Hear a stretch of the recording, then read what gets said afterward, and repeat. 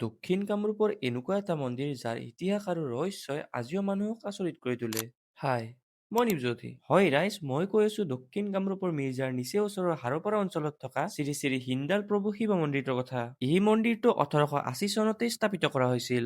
এই মন্দিৰটোৰ আটাইতকৈ চৰ্চিত বিষয়টো হ'ল ইয়াৰ চৌহদত থকা অতি প্ৰাচীন গছজোপা। স্থানীয় লোকসকলৰ বিশ্বাস অনুসৰি ধাৰণা কৰা হয় যে এই গছজোপাৰ তলতে মন্দিৰৰ দেৱতা বা শক্তিৰ আবিৰ্ভাৱ হৈছিল। লোকবিশ্বাস মতে এই গছজোপা বহু শতিকা ধৰি একেদৰে আছে আৰু কোনো প্ৰাকৃতিক দুৰ্যোগে ইয়াৰ অনিষ্ট কৰিব পৰা নাই। ভক্তসকলে বিশ্বাস কৰে যে এই পবিত্ৰ গছজোপাত সূতা বান্ধিলে বা ধূপ দীপ জ্বলাই প্ৰাৰ্থনা কৰিলে মনৰ আশা পূৰণ হয়। ইয়াত এক ৰহস্যময়ী আধ্যাত্মিক শক্তি থকা বুলি বিশ্বাস কৰা হয়। কোৱা হয় যে এই মন্দিৰটো কোনো মানুহে পৰিকল্পিতভাৱে সজা নাছিল। বহু বছৰ আগতে হাবি জংঘলেৰে ভৰি থকা এই ঠাইত হঠাৎ এজোপা গছৰ তলত কিছুমান আধ্যাত্মিক চিহ্ন পোৱা গৈছিল। স্থানীয় এজন ব্যক্তিয়ে স্বপ্নদেশ লাভ কৰাৰ পাছতহে এই স্থানত পূজা অৰ্চনা আৰম্ভ হয় আৰু কালক্ৰমত ই এক বিখ্যাত মন্দিৰলৈ ৰূপান্তৰিত হয়। দক্ষিণ কামৰূপ অঞ্চলত বহুবাৰ প্ৰবল ভূমিকম্প আৰু ধুমুহা আহিছে যদিও এই গছজোপা বা মন্দিৰটোৰ কোনো ক্ষতি হোৱা নাই। স্থানীয় লোকসকলে বিশ্বাস কৰে যে দেৱতাই নিজ হাতেৰে এই গছজোপাক সুৰক্ষা দিয়ে।